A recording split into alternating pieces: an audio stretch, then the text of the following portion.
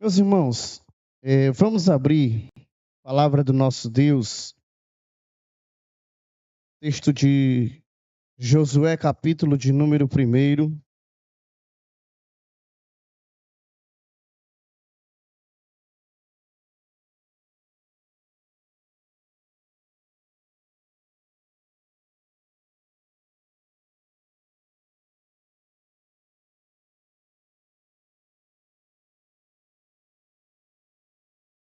Glória a Deus. Josué, capítulo de número 1. Se você encontrou, se coloque de pé nessa noite, para a gente não perder o hábito de reverenciar a palavra do nosso Deus. Essa palavra aqui é viva e é eficaz. Procure aí no Pentateuco os 5 primeiros livros. O próximo é o livro de Josué. Josué, capítulo de número 1. Vou fazer uma leitura um pouquinho mais extensa, apesar de não ser o habitual. Mas eu queria ler com os irmãos o verso 1 ao verso de número 9, que diz assim: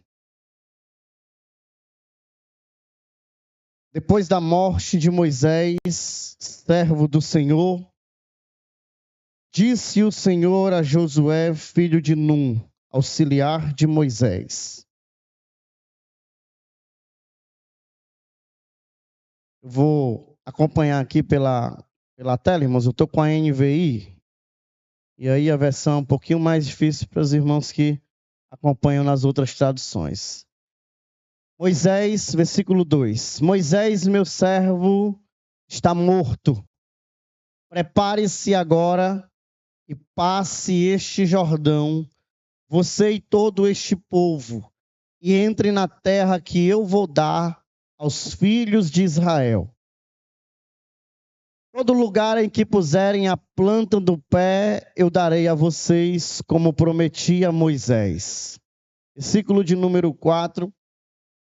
O território de vocês irá desde o deserto e o Líbano até o grande rio Eufrates, estendendo-se através de toda a terra dos heteus e até o mar grande na direção do poente do sol.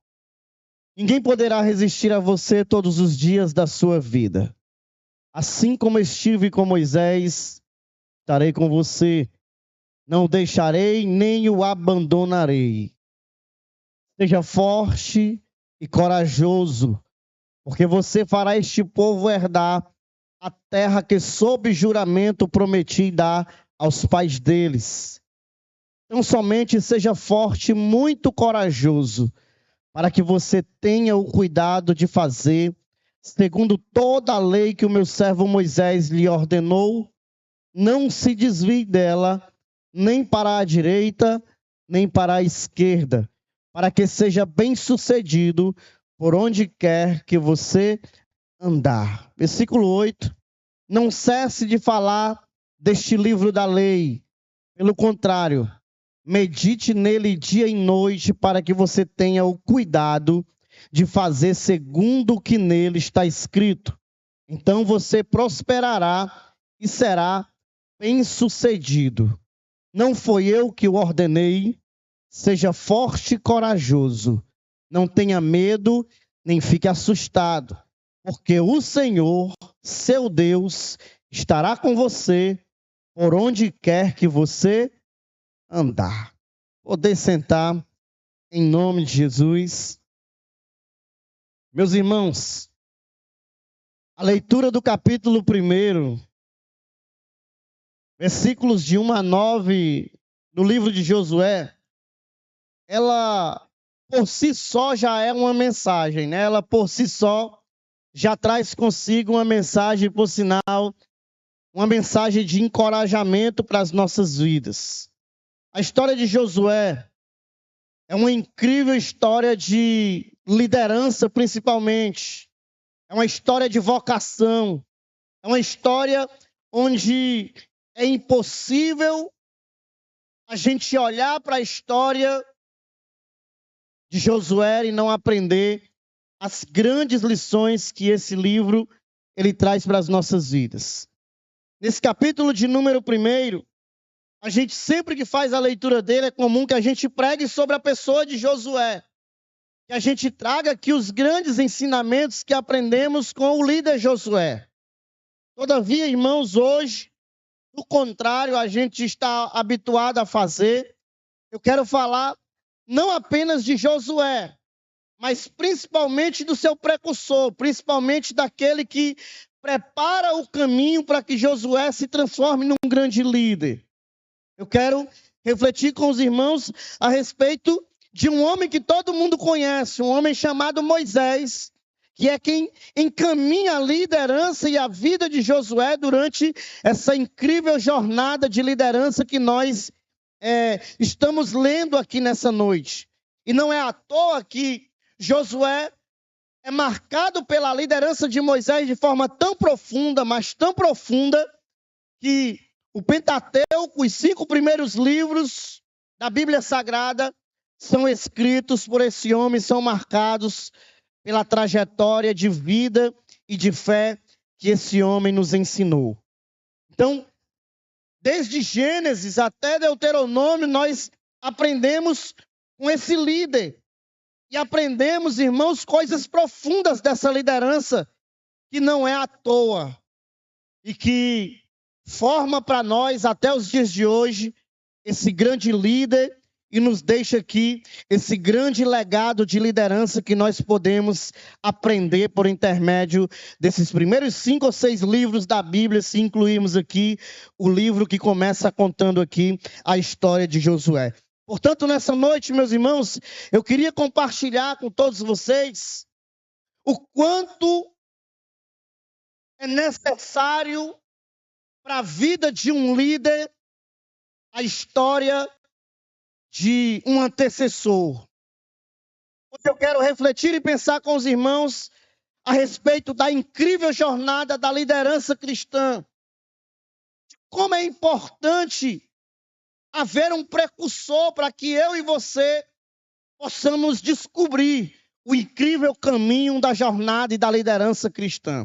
Nessa noite, eu quero lembrar dos grandes feitos de Josué também, mas eu quero apontar principalmente para aquilo que serviu de base para a vida desse jovem líder que se levanta na história do cristianismo para concluir aquilo que Deus entregou nas mãos de Moisés e que, de certa forma, ele precisava cumprir nessa jornada de liderança. Então, se você trouxe a sua canetinha, o seu caderno, né? Se você tem um lugar para anotar alguma coisa, eu queria que você fizesse algumas anotações que eu presumo que sejam importantes para que nós possamos também trazer para as nossas vidas, visto que a liderança de Moisés e o complemento dessa liderança que enxergamos em Josué até o século 21 ainda serve de lição e de ensinamento para a minha vida e para a sua vida. Por isso que nessa noite, eu já queria convidar você para refletir comigo a respeito de algumas coisas que são importantes nessa trajetória. E a primeira coisa que eu gostaria de compartilhar com os irmãos é que Josué, ele é um líder formado por Moisés, que não precisava fazer tanta coisa. Ele só precisava repetir os passos daquele que lhe conduziu nessa jornada de liderança. Meus irmãos, quando nós lemos todo esse contexto em que Moisés e Josué estão gloriosamente inseridos, nós conseguimos descobrir, irmãos, como é profundo esse processo discipulador, esse processo da jornada do discipulado. Como é profundo, irmãos, essa caminhada ao lado de alguém. E eu tenho por certo, irmãos, que alguém que não cresce do lado de alguém não desenvolve crescimento. E isso é um problema do nosso tempo. Por que nós temos tanta dificuldade com lideranças no nosso tempo? Por que é tão difícil hoje encontrar líderes no século 21? É porque nos faltam antecessores. Faltam homens e mulheres que optem por caminhar do lado de alguém, que optem por aprender ao lado de alguém. E a jornada, ela só consegue se tornar uma jornada incrível na liderança quando nós entendemos que precisamos aprender com aqueles que Deus colocou no nosso caminho. Josué aprendeu com Moisés, Timóteo aprendeu com Paulo, Eliseu aprendeu com Elias, e muitos homens aprenderam com pessoas que vieram antes deles. E assim foram formadas as grandes lideranças que nós conhecemos no decorrer da jornada. Por isso, nessa noite, meus irmãos, eu queria pensar com os irmãos a respeito daquilo que diz de cara logo o capítulo de número 1 e versículo de número 1. Eu até na referência coloquei errada lá, coloquei Deuteronômio, mas na verdade é Josué capítulo 1 e versículo de número 1. Existe algo, irmãos, nesse primeiro capítulo e nesse versículo de número 1 que chama bastante a nossa atenção. Olha o que o texto sagrado nos diz. Depois que Moisés, servo do Senhor, morreu, o Senhor falou a Josué, filho de Num, auxiliar de Moisés. E aí, se você pode, destaque aí na sua Bíblia. Pinte aí na sua Bíblia, passe um riscozinho aí na sua Bíblia, abaixo dessa expressão, porque Josué capítulo 1 deixa muito claro que Josué, ele não é um líder que nasce de qualquer jeito, ele não é um líder que nasce a qualquer custo. Josué não inicia a sua jornada do dia para a noite, ele não cai do céu como um líder. Ele já não dorme e acorda liderando o povo de Israel. Mas a Bíblia Sagrada diz, irmãos, que Josué era auxiliar de Moisés. E aí eu queria já abrir aqui o primeiro parênteses para a gente refletir nessa noite. Sabe por que nos faltam líderes no século 21? É porque pouca gente quer ser auxiliar de outras pessoas. Hoje nós enfrentamos uma dolorosa crise de liderança. Por quê, irmãos? Porque quem não começa auxiliando, não termina liderando. Guarde isso no seu coração. Quem não começa auxiliando, não termina liderando. Você nunca vai encontrar um grande líder que nunca foi um bom liderado. É preciso que nós consigamos, irmãos, parar e pensar que os grandes homens que conhecemos na história do cristianismo, eles sempre se submeteram a alguém, eles sempre auxiliaram alguém, eles sempre caminharam do lado de alguém. E o problema do nosso tempo, irmãos, é que algumas pessoas hoje querem liderar, mas não querem aprender no processo da liderança. E aí há um ditado que diz que quem não senta para aprender, não pode se levantar para ensinar.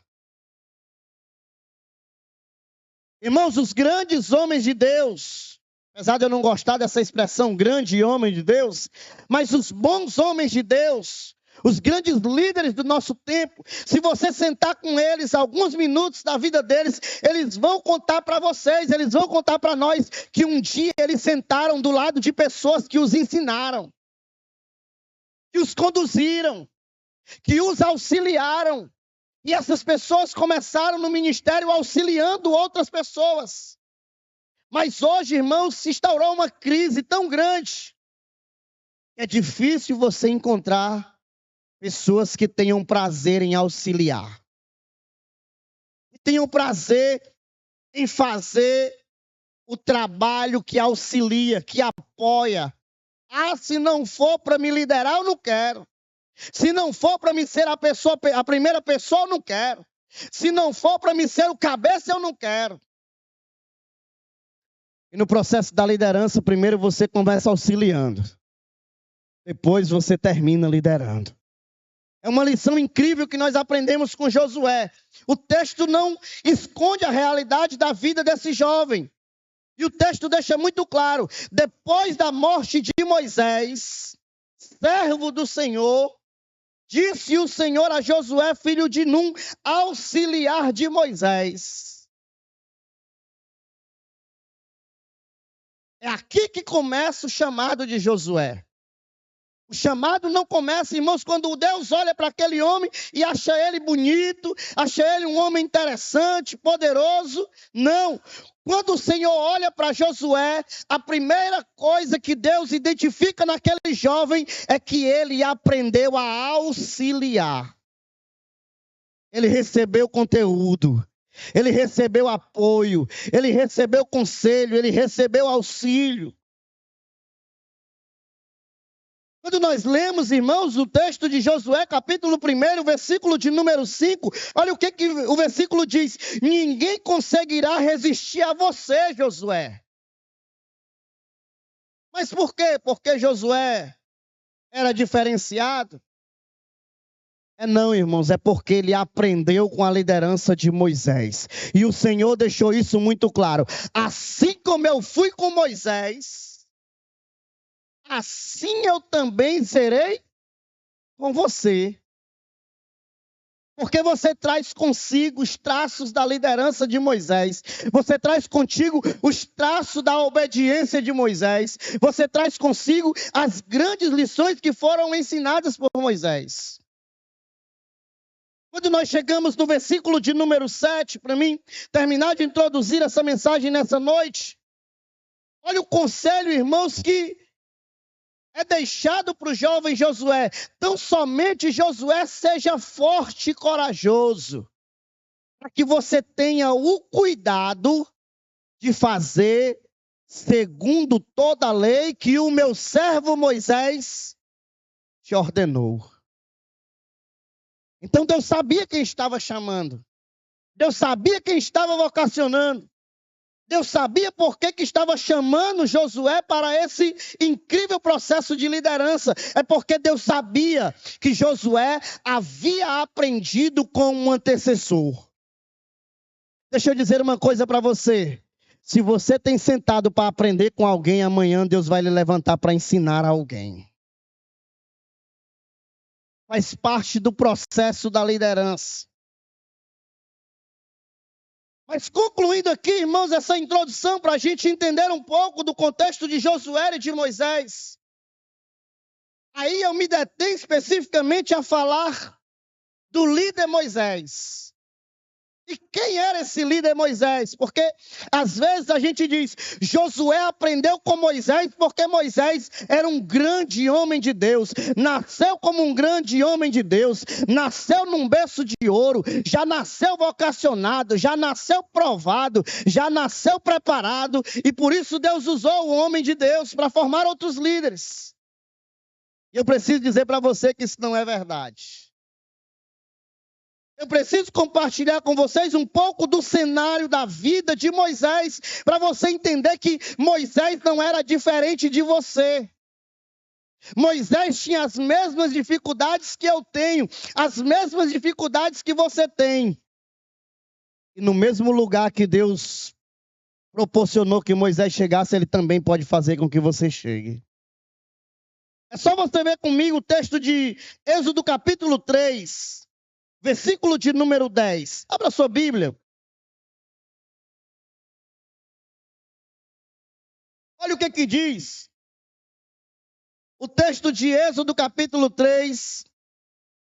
Versículo de número 10. Quando Deus pensa num grande projeto. Deus decide libertar o seu povo da mão de Faraó no Egito. E é com base nesse plano que Deus precisa escolher uma pessoa. E sabe o que é interessante, irmãos? Quando Deus quer fazer um grande projeto, Ele não procura grandes homens. Ele não procura os homens mais perfeitos. Ele não procura os homens melhores. Tem um ditado no mundo aí, né? E inclusive na igreja, que é muito repetido pelos crentes. O pessoal diz assim: Deus não escolhe os capacitados. ele capacita os escolhidos. Eu concordo que Deus também escolhe os capacitados. Paulo era um homem capacitado. Muitos homens foram homens capacitados.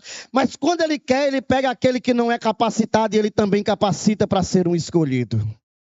É por isso que Deus chamou a você para servir no exército dele. Talvez você não sabia nem ler, não sabia nem o endereço da própria casa, não tinha nem uma roupinha legal para vestir, não sabia nem como falar direito, não tinha nem um ambiente decente, cansou de viver pelo mundo para lá e para cá, todo sujo, viciado, drogado. Mas Deus olhou para mim e para você e disse: vem cá, escolhi você para fazer uma missão. E aí, tudo começa numa escolha. Quando Deus olha para Moisés, ele não encontra um grande líder. Deus elabora um grande projeto e diz: eu vou libertar o meu povo das mãos de Faraó. Mas eu não vou entrar de cara com o braço forte, não vou descer do céu espiritualmente, vou abalar com as estruturas. Eu quero usar um homem para fazer isso.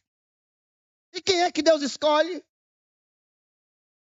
O homem mais problemático, emocionalmente falando, que ele tinha para escolher. Por quê? Porque Moisés era um homem de grandes conflitos internos. Como muita gente que está me ouvindo aqui nessa noite, Moisés não conseguia acreditar nele mesmo.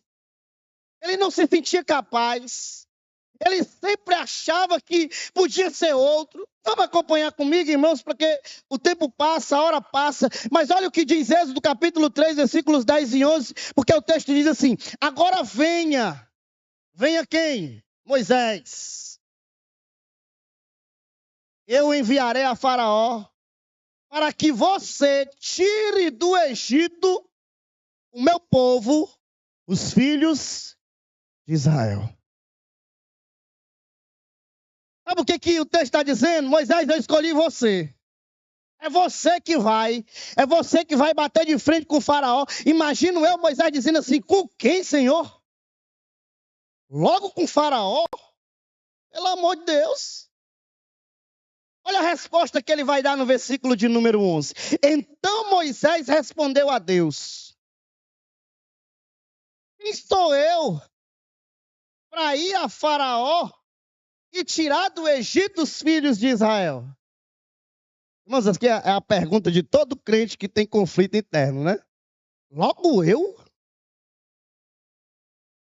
Os irmãos são tão chatos que eles ficam toda hora dizendo para Deus: ó Senhor, eu não, escolhe o pastor Valderi.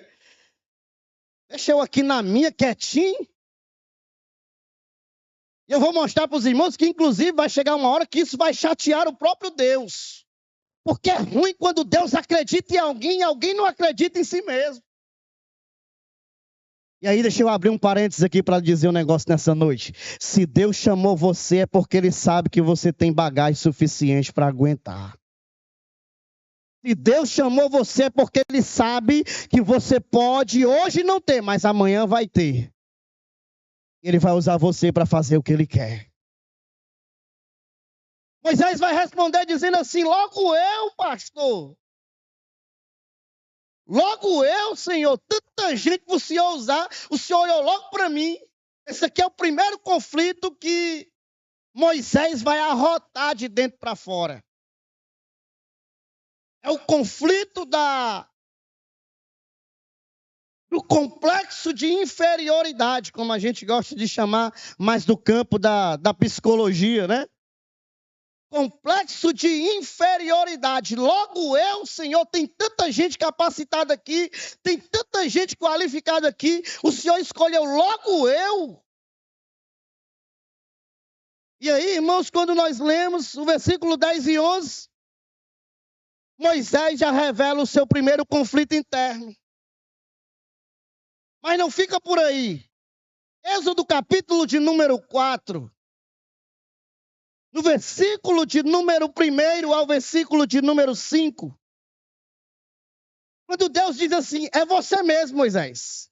Logo eu, Senhor. Sim, o Senhor mesmo. Você não acredita em você, não? Eu acredito, Marcelo. Aí ele diz assim: essa primeira desculpa não foi boa, vou para a segunda. Qual é o segundo questionamento que Moisés levanta? Moisés respondeu ao Senhor dizendo: e se o povo não acreditar? E se eu falar e eles não acreditarem em mim? Se eles não quiserem ouvir o que eu vou dizer? Se eles começarem a questionar e dizer assim: o Senhor não apareceu para você não. Isso é mentira. Porque tem crente, irmãos, que ele precisa se auto-justificar. Isso aqui do campo de vista, do ponto de vista um pouquinho mais avançado, é exatamente esse outro complexo de aceitabilidade, né? Eu preciso entender ou saber se as pessoas aceitarão o que eu vou dizer. E as pessoas vão gostar do que eu vou dizer. Tem líder, irmão, que não desenvolve na liderança, sabe por quê? Porque ele fica querendo saber, será que vão acreditar no que eu estou dizendo? Pastor Valderi, sabe por quê que o ministério profético tem acabado na igreja? Porque os profetas que Deus muitas das vezes acredita, eles ficam se perguntando, e se eu profetizar, será que fulano vai receber? Será que fulano vai aceitar? Deixa eu dizer uma coisa para você, debaixo do sangue de Jesus. Quando Deus falar através da sua boca, acredite ou não acredite, goste ou não goste, queira ou não queira, o Senhor vai se responsabilizar pelo que Ele diz. Eu me lembro que uma certa vez, e a gente sempre gostei muito desses ambientes de oração, e tinha um rapaz que ele tinha umas profetadas. E também Deus, às vezes, ele é a obra completa. Ele dá o dom de profecia, mas ele também dá à igreja o dom do discernimento, que é para a igreja não ser levada por qualquer coisa. E aí eu lembro que um desses profetas, certa vez, chegou para mim e disse assim: Cláudio, eu não vou mais profetizar na tua vida não, porque tu não recebe. Eu disse, você não vai mais profetizar porque você não é profeta. Porque se você fosse profeta, eu recebendo ou não recebendo, eu gostando ou não gostando, nada ia impedir de você profetizar na minha vida. Ou você só profetiza para quem gosta? Olha os profetas do Antigo Testamento e veja se eles só profetizavam para quem gostava deles. Mas era assim que Deus fazia. E aí Moisés, ele traz agora esse segundo conflito interno. Será que eu vou ter aceitação? Será que vão acreditar em mim? Será que as pessoas vão realmente reconhecer que Deus está falando a minha vida?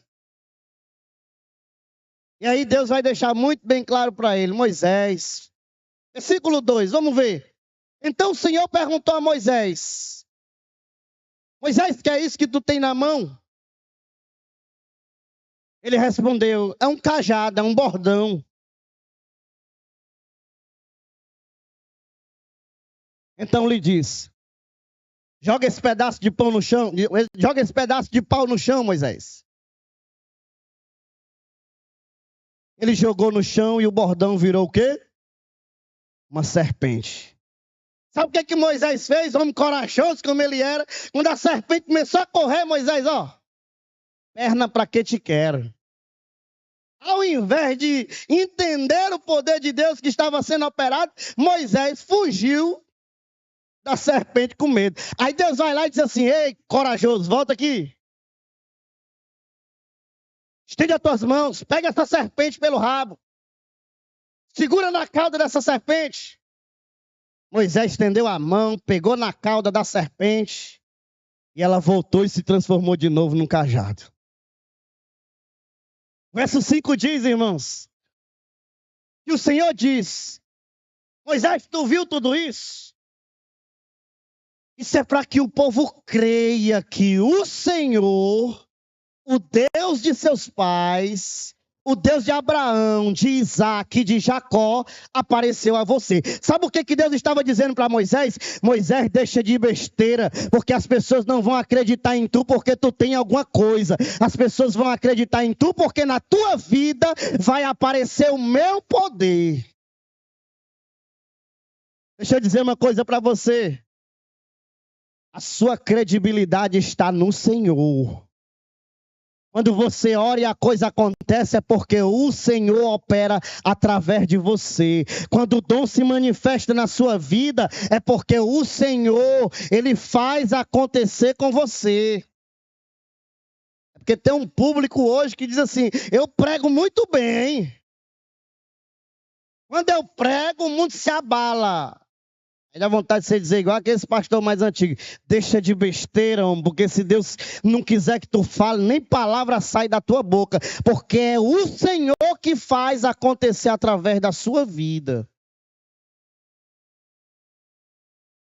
Terceiro conflito de Moisés. Será que o povo vai acreditar?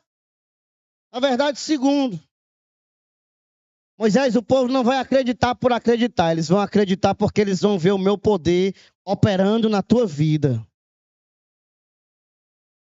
Mas aí, irmãos, Moisés não ficou satisfeito ainda com a segunda desculpa. Primeira desculpa, ele disse, eu mesmo, Senhor, só tem eu, tem outro não. Segunda desculpa de Moisés, Senhor, será que o povo vai acreditar? Terceira desculpa de Moisés, capítulo 4, verso 10 ao verso 12. Olha o que o texto diz. Então Moisés disse ao Senhor, Senhor, eu nunca fui eloquente, nem no passado, nem depois que falastes a teu servo. Pois sou pesado de boca, sou pesado de língua. Volta aí o versículo 10. Sabe o que Moisés está dizendo para Deus? Senhor, como é que eu vou libertar o povo do Egito se nem falar eu sei? Essa palavra eloquência no original hebraico aqui, ele dá a entender que Moisés está dizendo assim, não é que ele não sabia falar, irmão. O pessoal diz assim, Moisés era gago, né? E na verdade não é que Moisés não sabia falar. Essa expressão no original está dizendo assim, Moisés está querendo dizer para Deus assim, Senhor, eu não tenho facilidade de falar e convencer as pessoas. Estou pesado de boca, eu sou assim meio... Tenho as minhas limitações, eu não consigo dialogar, eu não consigo convencer, eu não consigo falar com uma pessoa do porte de Faraó. É a terceira desculpa de Moisés. É a desculpa de alguns crentes. Pastor, eu não vou não sei nem falar direito, sei nem me expressar. Pega no microfone, a mão fica logo fazendo assim, dá logo um... Tem uns irmãos que vão dirigir o culto, né? As irmãs estão... A irmã botou as irmãs aí tudinho, pastor, para dirigir o culto no ano todinho. Tem irmã que chega aqui, parece uma vara verde. Microfone só falta cair da mão. Eu não sei falar, pastor, mas deixa eu dar a você a resposta que Deus deu para Moisés no versículo de número 11. O Senhor respondeu a Moisés dizendo, Moisés, quem fez a boca do homem? Escute. Quem fez a sua boca? Ou quem é que fez o mudo? Quem é que fez o surdo? Quem foi que fez o cego? Porventura não fui eu, Moisés. E aí Deus volta a dizer para Moisés, Moisés, tu não vai falar do que tu sabe, tu não vai falar do que tu tem, tu vai falar do que eu vou te dizer. Versículo de número 12. Agora vá, Moisés, e eu serei com a sua boca, e lhe ensinarei o que você deve. Irmãos, quem é que não consegue ser um líder, ser um fiel ministro nessa situação? Tem gente que passa a vida todinha usando essa desculpa. Eu não vou, eu não quero, porque eu não sei falar, porque eu tenho vergonha. Deixa eu dizer para você, o Senhor é que vai ensinar, é que vai ser com a sua boca. O Senhor é que vai ensinar para você o que você precisa falar. Ninguém oferece o que é de ninguém por si só. Quando você fala do que o Senhor dá. Quando você ora segundo a vontade de Deus. Quando você assume que você trabalha, irmãos, é por isso que às vezes a gente se assusta com determinadas pessoas. Meu Deus, eu não acreditei que esse homem ia se tornar o grande líder que se tornou. Sabe o que foi? Abriu espaço, deixou Jesus atuar sobre a vida dele. Porque por ele mesmo, quem é de nós que estaríamos aqui, irmãos? Essa é a terceira desculpa. Mas aí tem a pior das piores. É a do capítulo 4, verso 13. Veja comigo.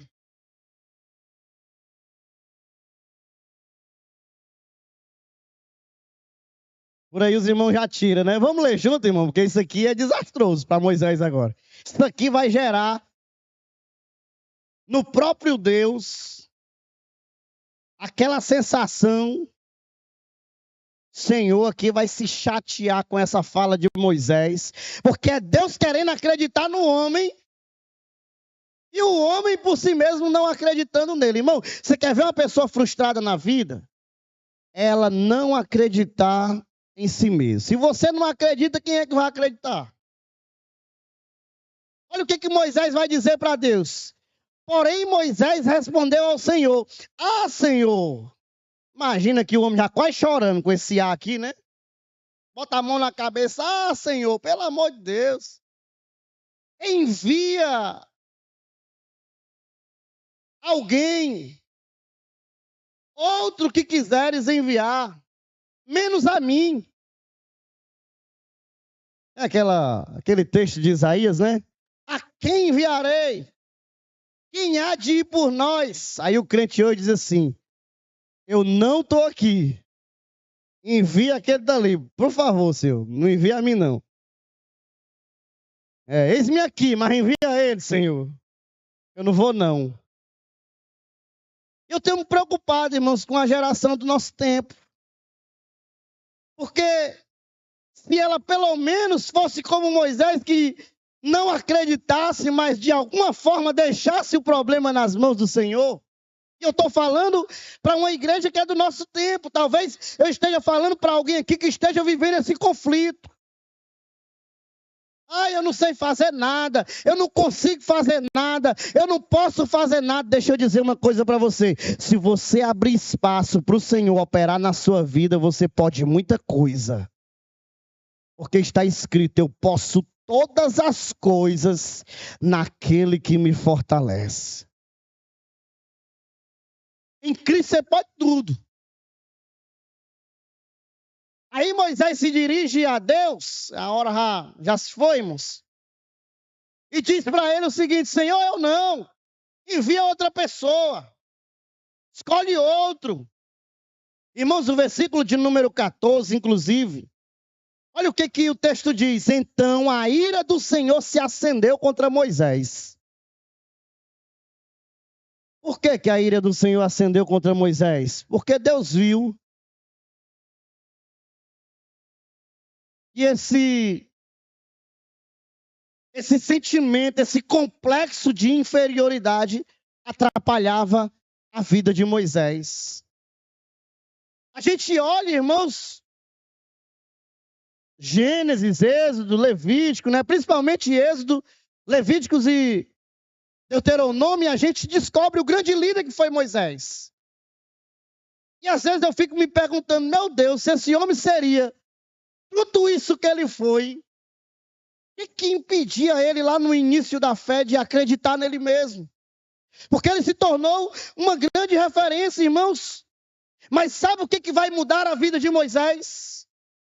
É a chave que eu quero entregar para você nessa noite, né? Os irmãos têm aqueles cultos mais assim, né? Que os irmãos têm uma chave para entregar. Mas hoje eu não vou entregar a chave do carro, nem a chave da casa.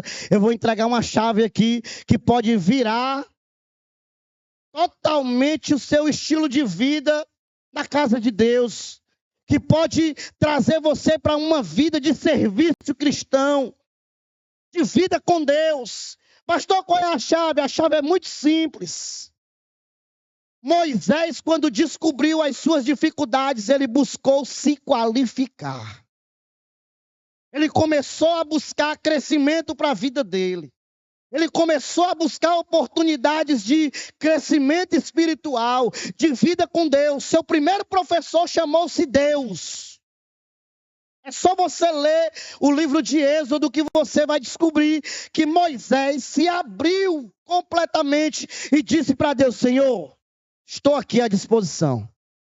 Eu não sei, mas o Senhor me fará saber. Eu não posso, mas o Senhor me fará poder. Eu não consigo, mas se eu for no teu nome. Chega um momento que Moisés vai lá para libertar o povo e ele diz assim: quando chegar lá eu vou dizer o quê, Senhor? Quando eu chegar lá dizendo que vim aqui por alguma razão, eles vão me questionar. Quem é o Senhor? Me diga aí. Moisés vai lá e diga que eu sou o que eu sou. E como é que eu vou dizer? Eu vou dizer o eu sou me enviou a vocês? Moisés só vai, homem, fala que quando chegar lá eu me responsabilizo. E aí Moisés, irmãos, tomou a atitude de se qualificar. Os estudiosos dizem, irmãos, que Moisés passa cerca de 40 anos estudando e se qualificando nas dependências do Egito Antigo. Quando nós lemos Atos, por exemplo, capítulo 7, verso 22, o texto deixa muito claro, irmãos, Moisés foi educado em toda a ciência dos egípcios e era poderoso em palavras e obras. Lembra do homem que não sabia falar?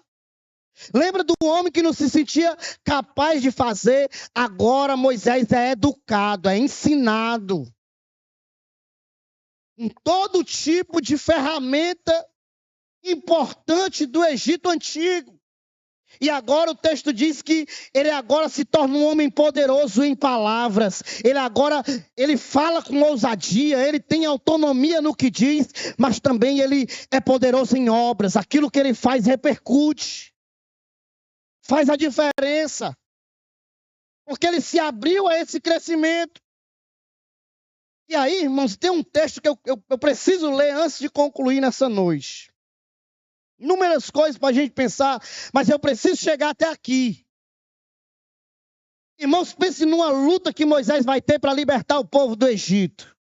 Ele vai sofrer, ele vai chorar, ele vai lamentar. Ele, inclusive, vai perder o direito de entrar na terra prometida. Ele chega a viver os conflitos mais difíceis que um líder consegue viver. Mas há uma experiência, irmãos, que eu amo quando eu leio Moisés, e aqui fica aqui um texto para os líderes da nossa igreja sentar em casa e se deitar sobre esse texto, e pensar sobre esse texto, e mergulhar na profundidade desse texto. É Êxodo capítulo de número 18. A partir do versículo de número 13, que contexto é esse, irmãos? Moisés libertou o povo, e para tirar o povo, para ganhar o povo é muito fácil. Eu costumo dizer que ganhar alma é uma coisa muito fácil de se fazer. Difícil é discipular, é manter. Difícil é cuidar, como a gente diz. E Moisés passou por isso. Quando ele liberta o povo do Egito, irmãos, Moisés agora começa a pensar num estilo de liderança mais individual. E se alguém aqui não sabe por que eu gosto tanto da liderança compartilhada, é por conta desses textos. Moisés, ele consegue o grande feito da libertação do povo do Egito. O povo sai, ele oprime ali a liderança de Faraó, todo aquele povo que está cativo ali dentro, consegue libertar o povo do Egito, mas agora o povo começa a caminhar. E ele agora não consegue mais sustentar a sua liderança. Ele não consegue agora acolher aquele povo. Ele não consegue agora caminhar junto do povo. Ele não consegue mais lidar com as demandas do povo. E aí o versículo de número 13, o texto diz: no dia seguinte, depois de uma grande conversa com Jetro, seu sogro, depois que ele chega, e vocês vão poder acompanhar isso, meus irmãos, em todos os versículos, do verso 12 ao verso 1 para trás, Moisés conversando com Jetro, explicando para Jetro como foi que Deus fez, como Deus agiu com mão poderosa, como Deus libertou o povo das mãos de Faraó. E depois, irmãos, no dia seguinte, Moisés sentou-se para julgar o povo, e o povo estava em pé diante de Moisés, desde a manhã até o pôr do sol, está lá Moisés em pé. Atendia o Evandro, chegava aqui o Wagner. Atendia o Wagner, chegava o Marcelo. E saiu o Marcelo, chegava o Elândio. E era saindo um e chegando o outro. E o sogro de Moisés observando.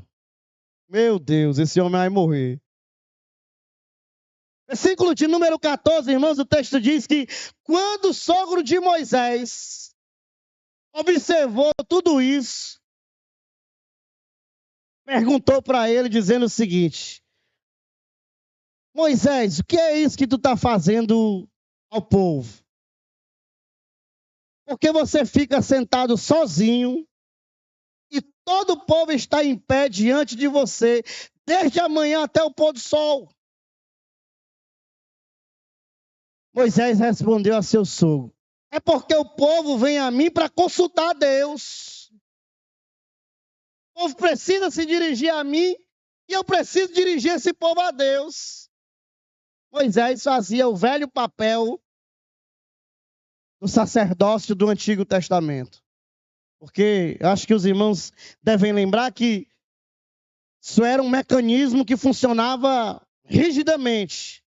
O sacerdote ouvia o povo e levava a causa do povo para Deus. O profeta ouvia a voz de Deus e falava para o povo. E era necessário haver esse intermédio. Por isso que Jesus, no Novo Testamento, quando a Bíblia diz que o véu do santuário se rasgou, cima a baixo, o Senhor como mediador entre Deus e os homens, agora não precisa mais de o intermédio de alguém. Agora, depois que o véu se rasgou, você tem liberdade para falar diretamente com o trono de Deus. Precisa mais chegar para o pastor. Pastor, conversa com Deus aí para saber o que ele pensa sobre mim? Não precisa. Você fala com Deus e Deus fala com você. Você pergunta para ele e ele lhe responde. Você chama e ele vem. Você clama e ele opera. Aí Moisés justifica, não, é porque o povo vem a mim para consultar a Deus. Versículo de número 16, o texto diz: quando eles têm alguma questão, eles vêm para mim para que eu julgue, para que eu resolva entre um e outro. E eu lhes dou a conhecer os estatutos de Deus e as suas leis. Versículo 17, Jetro entra nesse cenário e diz: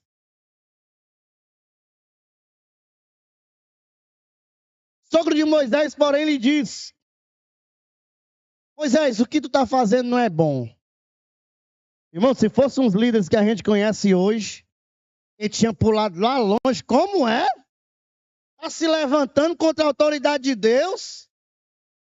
Porque tem gente que acha que dentro do processo da liderança, a melhor ideia é a dele. A melhor opinião é a dele. Pastor, nós estamos vivendo um tempo que pensa num negócio difícil. É um líder receber sugestão. É o líder receber direcionamento. Alguém chega e diz assim: Evandro, tem uma ideia boa. Não, mas peraí, que a minha ideia é melhor. E aí Jetro chega para Moisés já logo dizendo de cara: Moisés, o que você está fazendo não é bom. Mas Jetro sabia o que estava dizendo, irmãos. Era um homem de bagagem, de experiência. Era um homem que trazia consigo tempo de jornada. E aí o versículo de número 18 diz, irmãos, que Jetro se dirige a Moisés dizendo: com certeza, todos ficarão cansados. Moisés, tu vai ficar cansado, o povo vai ficar cansado. Tanto você como eles. Isto é pesado demais para você, Moisés. Você não pode fazer isso sozinho. Às vezes dá vontade de você chegar num líder e dizer assim, meu filho, você não vai conseguir sozinho. Aprenda a trabalhar em grupo. Aprenda a trabalhar em conjunto. Irmãos, nesse primeiro ano, penso numa coisa que eu aprendi, é que trabalhar em unidade é negócio difícil. Trabalhar em conjunto, e eu digo sempre que o nosso modelo de liderança chama-se liderança compartilhada. Aí tem gente que diz, esse modelo de liderança não presta. Por que que não presta? Sabe por que não presta? Porque para prestar, um tem que chegar para o outro e dizer assim, e aí, o que é que tu acha, Wagner? Liderar nesse contexto é preciso você chegar e dizer assim, Evandro, tua ideia é melhor do que a minha. Gostei mais da tua estratégia do que da minha. Rapaz, nisso aqui você agora foi carne nem sangue que te revelou. Mas nós vivemos uma geração em que os crentes irmãos não conseguem mais enxergar a grandeza do outro. Não conseguem mais encontrar virtude no outro. Só serve se eu fizer, só serve se eu mandar, só serve se eu disser. E às vezes falta alguém para dizer assim, meu irmão, você é melhor. Gostei. Nisso aqui você se sobressai muito melhor. Aqui a sua ideia é melhor do que a minha. Eu cito demais o George, né? Mas eu vou citar de novo. O pobre do George fez uma capa do livro, irmão. O livro vai ser lançado aí, né?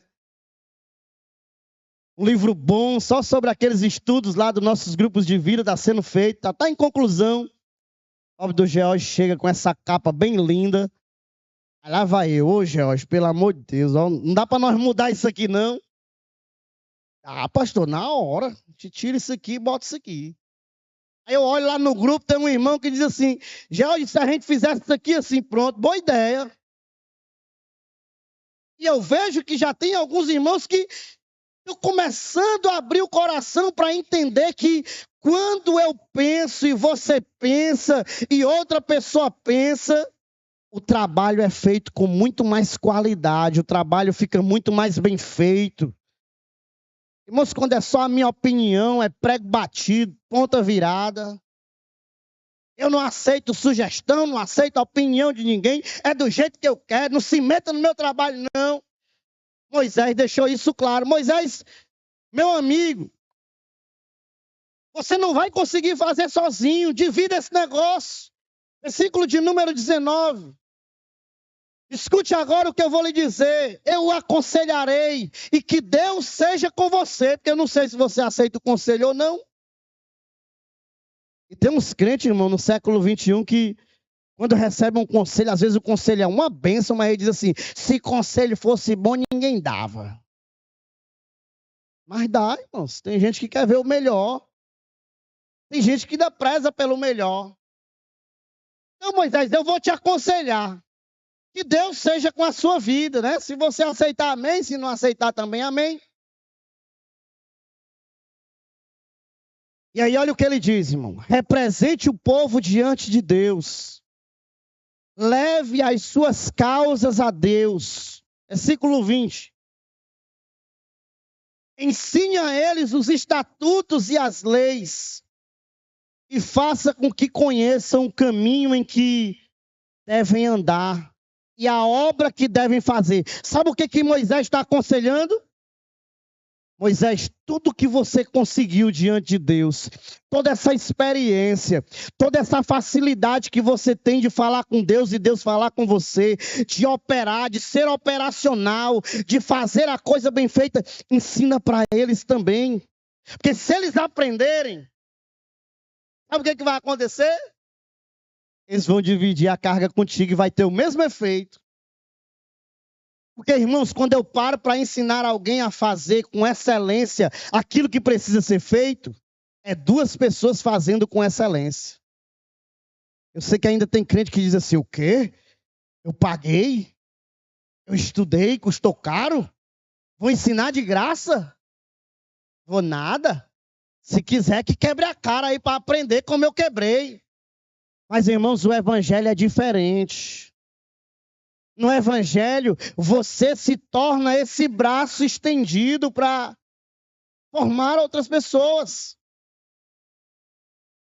Olha o que Jetro ensina para Moisés. Ensine a eles os estatutos que você aprendeu. Ensine a eles as leis que você aprendeu. Faça com que eles conheçam o caminho em que devem andar, a obra que eles devem fazer.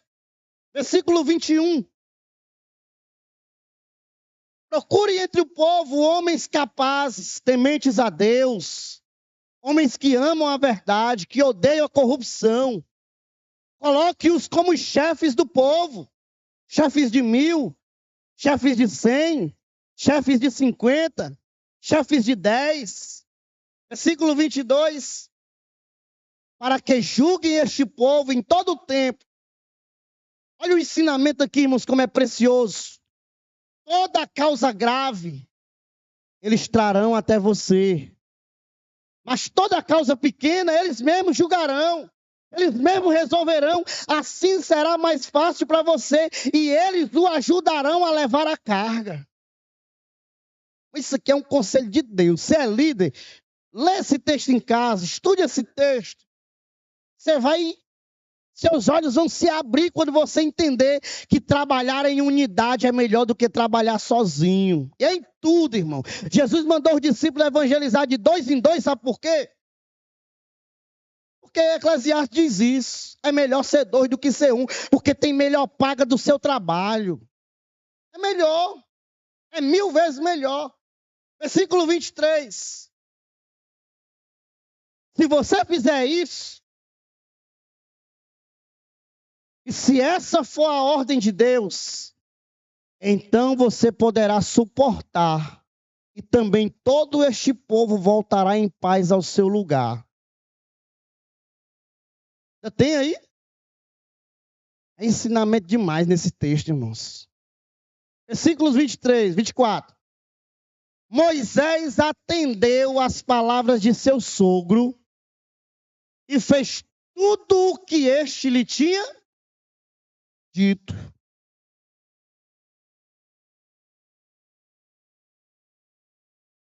Versículo 25.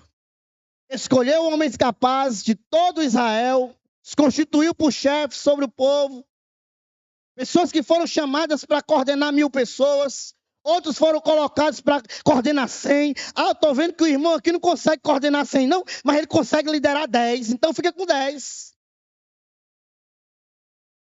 Versículo 26. Estes julgaram o povo em todo o tempo.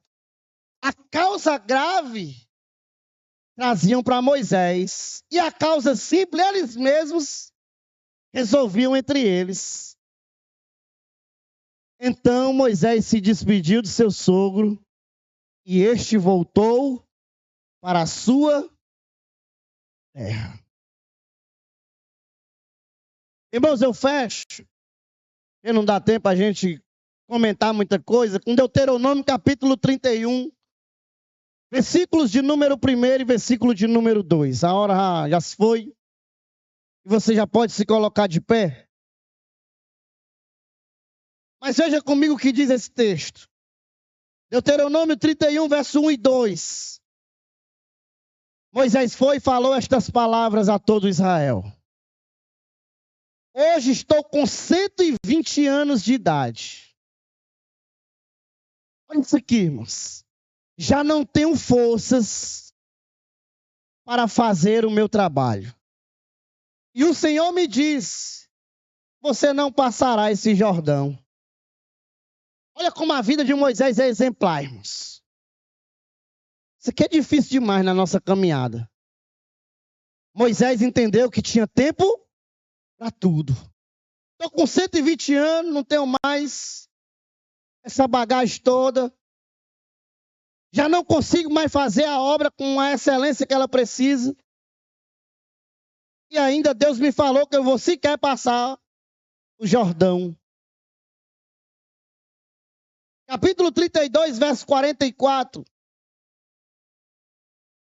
Olha o que o texto diz. Moisés veio e falou todas as palavras deste cântico aos ouvidos do povo. Ele, Josué, filho de Num. Moisés está com 120 anos, irmãos. À beira da morte. Deuteronômio 34:9. Você vai ver que Moisés estende as mãos. Josué, filho de Num, estava cheio do espírito de sabedoria, porque Moisés havia imposto as mãos sobre ele. Moisés chegou aos 120 anos. Chegou a hora de partir. Ele agora vai subir por orientação divina ao monte, porque chegou a hora de morrer. Mas antes de morrer, Deus deixou um sucessor chamado Josué. Ele preparou, ele se qualificou e ele preparou uma pessoa. Irmãos, o pior desastre de um líder é não preparar um sucessor para ele. É não deixar alguém no seu lugar quando ele morre. E aí é lindo quando a gente escuta essa história e a gente começa Josué, capítulo de número 1, o texto dizendo assim: Josué, olha aí, irmãos, só para a gente finalizar. Depois que Moisés, servo do Senhor, morreu, a obra acabou, irmãos? A obra parou?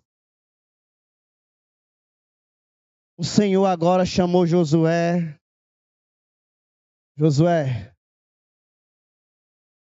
meu servo Moisés morreu. E agora? Estava lá Josué desesperado. Deus sem saber o que fazer? Não, irmãos. Deus pega o sucessor e diz assim: prepare-se. Passe agora esse Jordão, você e todo o povo. Porque é você que vai fazer esse povo agora chegar no destino. Sabe por que Deus chamou você para trabalhar com outras pessoas, para conviver com outras pessoas? Para que você consiga preparar sucessores. Se no dia que você parar na caminhada, a obra acabar, é porque o processo de liderança não foi eficaz. O que Deus está dizendo para nós hoje é: já esses homens aqui estão passando. O pastor disse que ele já está, não. Muitos dos nossos irmãos aqui, círculo de oração, principalmente, ministério pastoral, está passando. E a pergunta é: quem vai ficar para dar continuidade? O evangelho é como uma corrida de bastão, irmão. Você corre, quando você para, bota o bastão na mão do outro e ele continua correndo.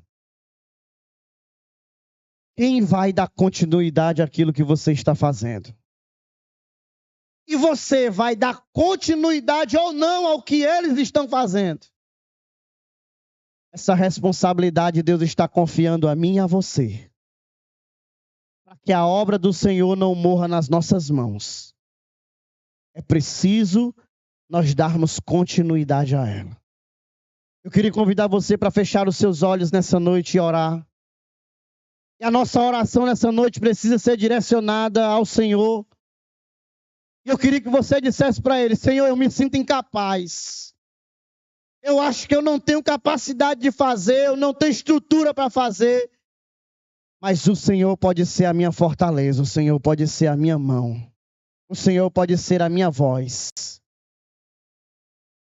Eu estou aberto para o Senhor cumprir a obra que o Senhor tem na minha vida. Essa noite, eu quero convidar aqui o pastor Roberto Silva a fazer essa oração pelas nossas vidas. Em seguida, eu quero dar a honra aqui do pastor Valderi trazer a bênção apostólica. Amém?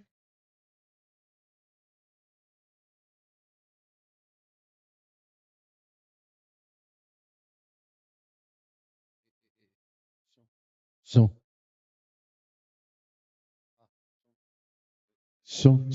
Obrigado. Queridos, saúdo a todos com a paz do Senhor. Oremos em nome de Jesus. Senhor Deus e Pai, Senhor da glória, no teu nome santo e glorioso nós queremos, Senhor, te bendizer, te exaltar, te glorificar, Por que não dizermos, rendemos graças a Ti? Viemos nessas 2 horas te cultuar, viemos te adorar, viemos conversar, falar contigo e ouvir o Senhor falar conosco. E foi maravilhoso, Senhor, que nós não sabemos tudo e se pensamos que sabemos, estamos negligenciando, ó Senhor, porque todos os dias nós aprendemos. E hoje nós saímos aqui com mais alguma coisa para a nossa vida, para o nosso ministério, para a nossa jornada nesta terra. Então abençoa a tua igreja que esta noite adentrou neste templo sagrado para te cultuar. Toma cada um dos teus filhos em tuas mãos. Nos leva, Senhor, para os nossos lares, ó Pai. Nos guarda, nos livra de tantos males que aí está. Ó Senhor, que a tua mão esteja conosco. Assim como tu foi com Moisés e foi com Josué. Sê conosco. Levanta homens encorajados, cheios do teu espírito, mulheres, jovens, para dar prosseguimento a esta obra. Porque a igreja do Senhor na face da terra é a testemunha, é a firmeza e é a coluna da verdade. Meu Deus amado, meu Deus querido, meu Senhor da glória, nos despede debaixo da tua mão santa e gloriosa, nos dando uma noite de paz, um sono reparador, que por bondade mantenha o fôlego em nossas vidas, para que amanhã mais um dia resplandeça sobre cada um de nós. Obrigado, Senhor. Toma aquela família Souza em tuas mãos. Guarda, protege, livra, fortalecendo, ó Senhor, os de perto e os de longe. Ó meu Deus amado, filhos estavam longe, não puderam estar hoje naquela despedida final, mas que o Senhor os conforte e os console. É isso que nós te pedimos nessa noite e por fé nós te agradecemos. Em nome do Pai, do Filho e do Espírito Santo, e todos nós digamos... Irmãos, antes da bênção, a juventude pede que fique tanto o Kevin como o Rony, certo? Mateus quer conversar rapidinho com vocês. E antes da bênção, eu queria que você olhasse para a pessoa que está do seu lado e dissesse para ela assim, ó, se você acha que não pode, pode dizer, diga, se você acha que não pode, o Senhor te capacitará. Coloque sua mão para cima assim. E a graça e a paz de nosso Senhor e Salvador Jesus Cristo, nosso Deus, nosso Pai, e a comunhão e a consolação do Divino Espírito Santo esteja sobre nós, desde agora e para sempre, que diga amém.